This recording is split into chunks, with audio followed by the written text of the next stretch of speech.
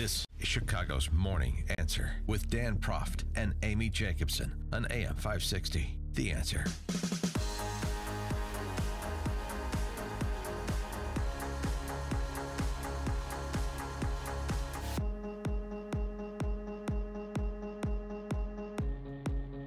Good morning, Dan, and in for Amy this morning is Sean from Elmwood Park. And yesterday, Governor Rauner finally got the Senate Bill 1, which was the school funding bill that was crafted by and passed by Chicago Democrats in the General Assembly. Let me guess, we're all paying more. He mandatorily vetoed it. And here's a little perspective on the back and forth between Democrats and Republicans on this topic. Can I play a part? Can you play a part? Yeah, I thought you were going to read what they say. I'll be the Democrat socialist. You be the Republican ne'er-do-well. The Democrats saying Rauner is just playing politics. The feeling downstate is very hostile towards Chicago. He is receiving great support from downstate on this anti-Chicago stand. Downstaters feel, why should they do anything for Chicago? Let the city bail itself out. But that's not the plan. Madigan, Democrats, saying their plan would keep the city schools open. They need $225 million to keep operating, to keep the pension funds afloat. Actually, what I'm referencing is a story from the Tribune in 1979. The more things change, the more they stay the same. Thompson denial of school bailout is political. It was Jerry Cosentino making the arguments you're hearing today. Jerry Cosentino, the state treasurer that ultimately went to prison. Oh. Of course he did. Thank God. Do we still pay them the pension when they go to prison? Because that would be expensive. Yes, you got to move to remove their pensions upon their conviction for a felony. That's what we had to do with George Ryan, for example, Rod Blagojevich as well. Yeah. So here's Jerry Cosentino, the state treasurer, in 1979, Democrat, talking about Jim Thompson, the Republican governor at the time. Thompson is playing politics with respect to school funding. The feeling downstate is very hostile towards Chicago. Thompson receiving great support from downstate on this anti-Chicago stand and so forth. $225 million CPS needed in 1979. Because it was always predicated on a fraud. And what they learned is the longer you stick with the fraud, the faster we are going to bail them out. Come on, Prof. You know the numbers have just gotten bigger. The rhetoric has not changed. It is the same Chicago Democrat mau-mauing of Republicans to bail out CPS. It's the same Democrats doing it, largely, since Cullerton and Madigan have both been there for 40 years. Yeah, Madigan didn't look like Skeletor back then. He's looking terrible. So do you ever stop buying this routine from Democrats? Do you ever want to get off the hamster wheel of writing blank checks to CPS and continuing to write blank checks to CPS regardless of performance, regardless of any accountability with respect to what they did with the other blank checks that you wrote from generations gone by? It's just incredible. 1979, almost 40 years later, it is exactly the same demagoguery from Democrats. You're not just rewarding the failure, you're rewarding the corruption. Chicago is the iceberg that's taking down Illinois. Chicago Public Schools to pay $850 million in interest on a $500 million loan. That's the great. How do I get on the other side of it? Can I get on the guy lending them the money? You guys are terrible. Here's more money. Because they know they're going to get more money in interest. It's just the scam that keeps on paying. It's the fraud that keeps on paying. $850 million in interest on a $500 million loan. That's like $50 a family, isn't it? I read somewhere it was like 50. This new loan, $50 a family. 40 years at least. But we're to believe that the problem with CPS, their bankruptcy, financially, morally, and every other measure, all is the guy who got here in 2015's fault. How come no one's asking for Jim Thompson's take on this? I mean, he's still got the same Zanza belts on. He could probably remember the argument. So Rauner's mandatory veto of Senate Bill 1 yesterday now returns the bill to the Senate, where you've got three options for the General Assembly, just to do a quick civics lesson before we talk to Senator McConchie. Lawmakers can agree with the veto and vote the altered legislation into law, which requires 3/5 majorities in both chambers. They can override the veto and make their original bill stand, also requires 3/5 in both chambers. Or they can let the bill die by failing to override or failing to attempt to, or by doing nothing. And then you're back to square one. Senate Bill 1 would become void, and lawmakers would have to pass new legislation to release state dollars to districts before the 2017-2018 school district starts, which is in a few weeks. Is there any one of these scenarios where we don't pay for this continued failure and fraud? Can we ask this McConchie? Which, by the way, I like his name. It sounds like Stu. Which failure and fraud? I guess you could pick one where we don't bail out the pension scam, Ponzi scheme, where we don't continue to pay for the continued failure of the education system, where the people who actually have kids pay versus the people who've raised their kids or the people who have yet to have kids. I mean, pick one. Reach in the bag and pick one. Is there anyone where we don't continue to write checks for failure? The only victory, it seems to me, that's possible in terms of system change, if you're interested in system change in Illinois, I mean, I know many people are not. They think this is going very well, apparently. I just know that based on the way they vote, even though when you see surveys, 80% of the population says Illinois is on the wrong track, and then they vote in the same drivers. Yeah. But if you want system change, the only thing in this discussion, which, by the way, is pending, just because the amendatory veto happened doesn't mean this is over. It's not over. It wasn't over when Germany bombed Pearl Harbor, and it's not over. Little Animal House reference for you. Gotcha. And so the only system change possibility here is the tax credit scholarship that's been discussed. That's the only system change. That's an opportunity to provide voluntary scholarship funds to provide opportunities for low and middle income families that the politically connected have. By the way, I direct you to the SagamandSon.com. It's one of my outlets, and we did a little story about Illinois state politics being fueled by the privately educated for a long time. And a lot of state legislators, past and present, who oppose things like tax credit scholarship are the school choice for me and my kids, not for the crowd. And you should check out SagamandSon.com. I also tweeted it at Dan Proft. See if your legislator's on the list. Maybe put a little pressure on them to end the hypocrisy of putting their party over the interests of families in their district.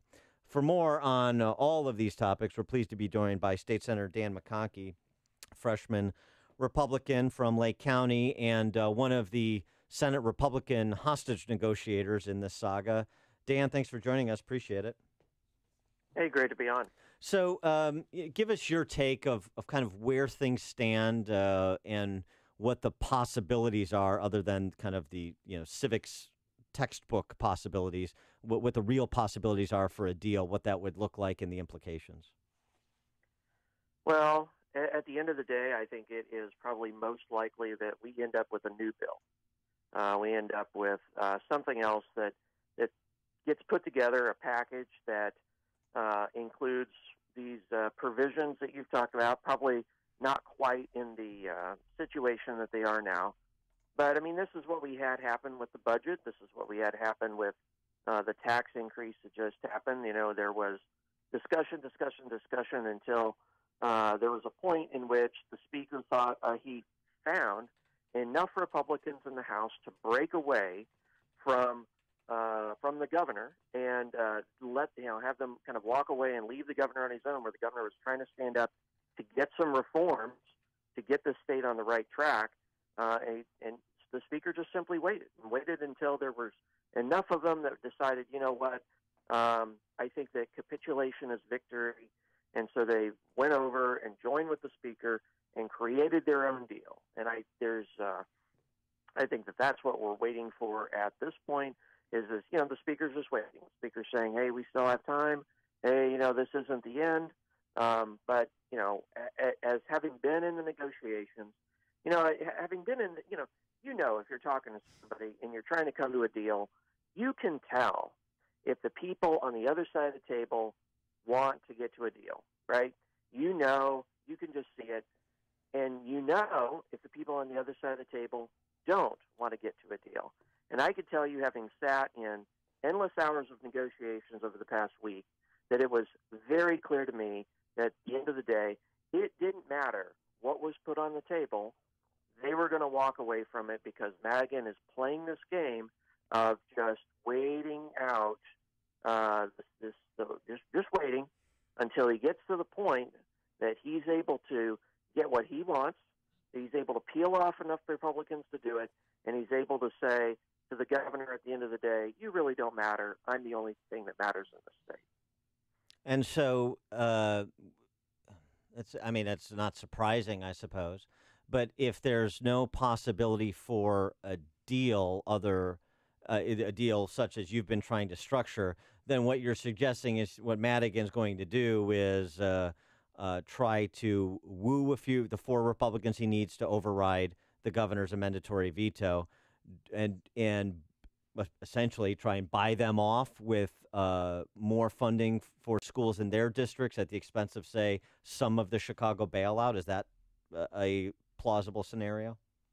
Sure, that's definitely a plausible scenario. I mean, at the end of the day, we attempted to really say, okay, what is it that the speaker wants? I mean, I spoke to the Senate president and said, what is it that we can do to get to an agreement with the speaker? And he couldn't tell us, because at the end of the day, there was no deal, at least until the AV was given, that the speaker was going to take. And now they're going to reset the clock and look at it again. And so does this, when we spoke to the governor maybe last week, I think beginning of last week, essentially the impasse, or one of the main pieces of the impasse in terms of the dollars. There's issues on management rights with school districts and mandate relief for school districts, which are important issues, but they get a little bit into the administrative weeds.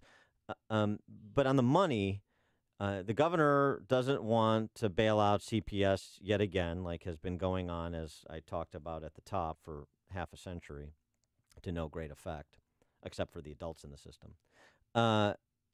So he wants to take that money that the Democrats want to use for pensions for Chicago teachers and pump it through a modified school funding formula to provide more money to districts around the state, including districts that are struggling, including districts that are kind of property tax and property wealth poor around the state. Is that sort of it? Well, that was certainly what that's certainly what the amendatory veto would do. That money that would then go through the formula. We have areas of the state, Cicero, for example, under we'll have to see the exact numbers that would come out, but we were estimating that under Senate Bill 1 for Cicero, which is 100% poverty, right? 100% of the kids that go to those districts are in poverty according to the definitions that have been set. Under Senate Bill 1, they would get about $8 million to try to help upgrade their schools and stuff. Under the governor's plan and the numbers that we were kind of roughly working up, it would be closer to $15 million. And this is kind of repeated across the state, especially in these very, very poor areas that are significantly poorer than Chicago is. And, of course, at the end of the day, as you've discussed, Chicago has refused to take care of its own, not just through mismanagement, but they don't tax themselves well enough. They take half of their property and put it in TIFs and don't use it to be able to fund the schools. And then they use it to artificially lower how much they're able to put into the schools. And then they go to the state and say, well, we just don't have enough. Under any of your plans, does it change the trajectory of the system? Does any of it change the fundamental trajectory of the system? And, I'm new at this, so I'm going to ask you a pointed question. What do you tell your kid when it comes to stay or leave Illinois? You're on the inside. You see how this goes on. What do you tell your kid? Well, my kids are still younger and at home, so But what are you going to tell them? That's even more of an issue. Sure. Well, part of it depends on where we're going to get. Part of the reason I'm in this job is because it is my hope to be able to help the governor to change the trajectory and get us on a new path and get us some reforms that actually help save our state.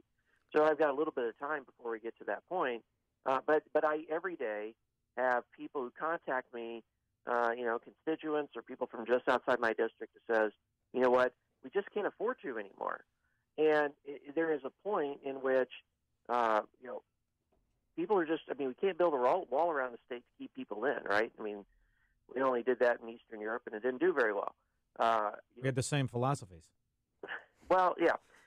But we're in a point in which, the failed policies that have been pursued for so long, we've just been doubling down on them. There is a point in which people are just going to begin en masse to abandon the state, and that's a dire circumstance. But I mean, we may have to get to that point to get some of these people to wake up. Thanks, State Senator Dan McConchie, Republican from Lake County, part of the Senate GOP negotiating team on school funding. Thanks so much for your time, Dan. We'll check back with you as the negotiations continue. Appreciate your time. Thanks. And he joined us on the Turnkey.Pro answer line. Let's take Tony from Plainfield. You're on Chicago.